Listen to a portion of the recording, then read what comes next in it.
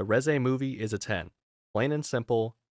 This is my first 10 since 2021, and I'm really excited. That is the emotion that we're going for in this video, and this is not a analysis type of video.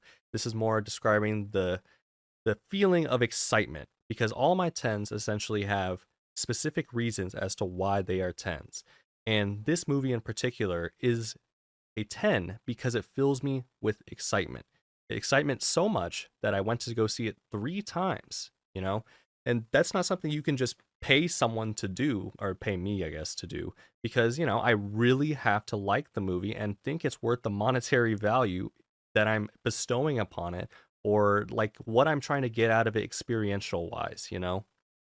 And to be honest, this movie, you know, is such a guttural feeling when you see it in IMAX. And I'm not one to preach IMAX usually, but I'm telling you, you have to go see it in IMAX. The sound system takes this movie to another level that XD does not. I saw it one time in XD, the first time I saw it in XD, second time IMAX, last time XD. And I'm telling you that the IMAX is my preferred way. And I think that having that heightened orchestrals and action music just blaring in your ears and stuff like that, it adds to the entire rhythm of this movie. That's the best way I describe this movie and how I've been describing it all week. It's This movie has a certain rhythm, and once you get into that rhythm, it takes you on a ride that pretty much lasts 30 minutes, even though the movie is 1 hour and 40 minutes. So essentially, in my emotion of excitement, it essentially carries through every screening that I do of it in a way that perpetually makes me more invested in the product. So, throughout this month, I was growingly more excited and anticipating this film, not because I'm a manga reader. I have read none of the manga until today, essentially, where I just caught up right now.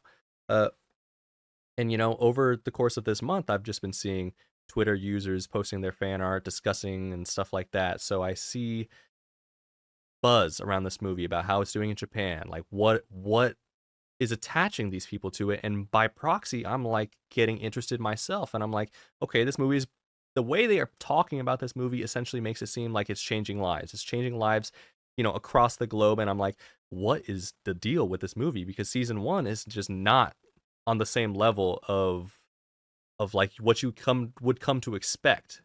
Season 1 is no representation of how good this movie is in comparison.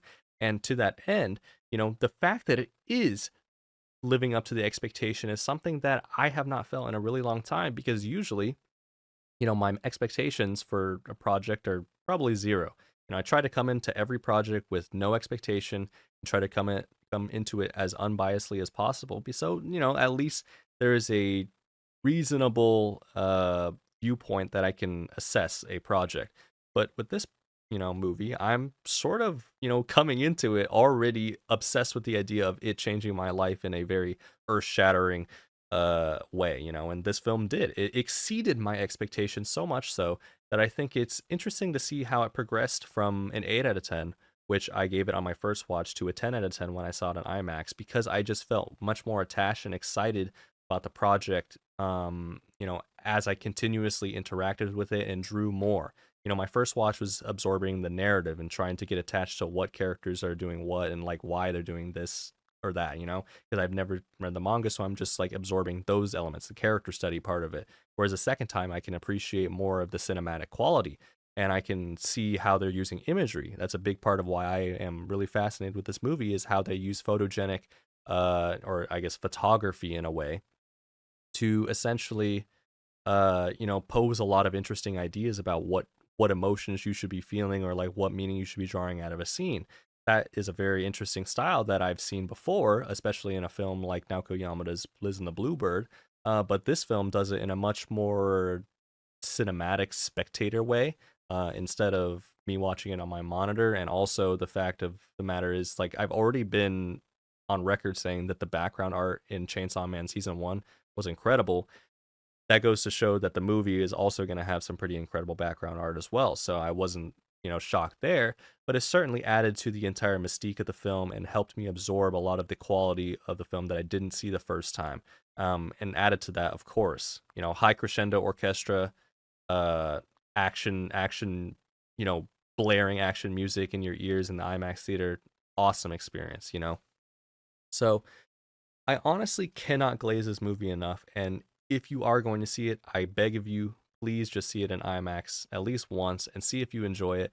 And, you know, I think it's well worth your money. It's a movie that I think prompts me to understand the process of going to see a movie multiple times when I've never done that before in my life. You know, there's never been a movie where I've been like, oh, I got to see this 3 times, 4 times. You know, I've only seen a movie twice in theaters maximum because I just think it's a little gratuitous. But at this point, with this film, it is the first ever project that I've ever been like, yep, back to back, I gotta see it. You know, the first 2 watches I had of this movie, I saw in the same day. Saw it in XD at 10 p.m. I saw it again in IMAX. Like that's how incredible my attachment is to this film.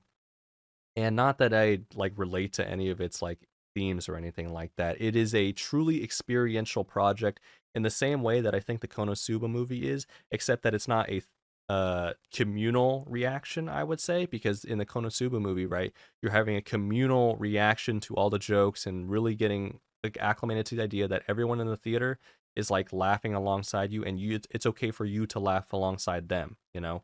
And that was why I still hold that movie in such high regard, is because I'll probably never see it again.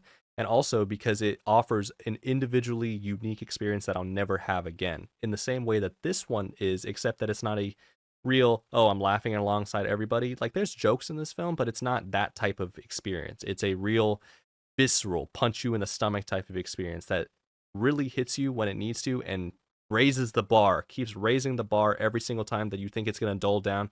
No, it's going to keep on hitting you, and it's going to change the style. It's going to change the tone. It's going to change the music. It's going to do so many different things and shift the way you're feeling, you know?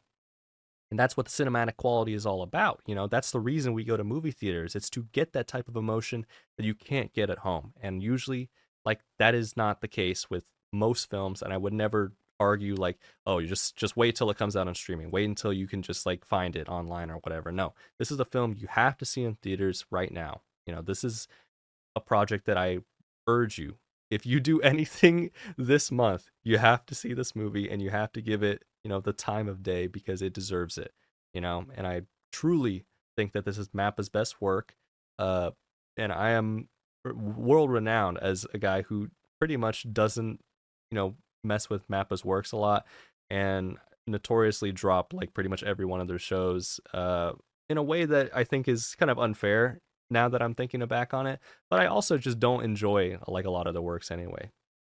But I'm proud to say that this movie is now better than In This Corner of the World, and you know there is really nothing that's gonna probably compete with it for a very long time.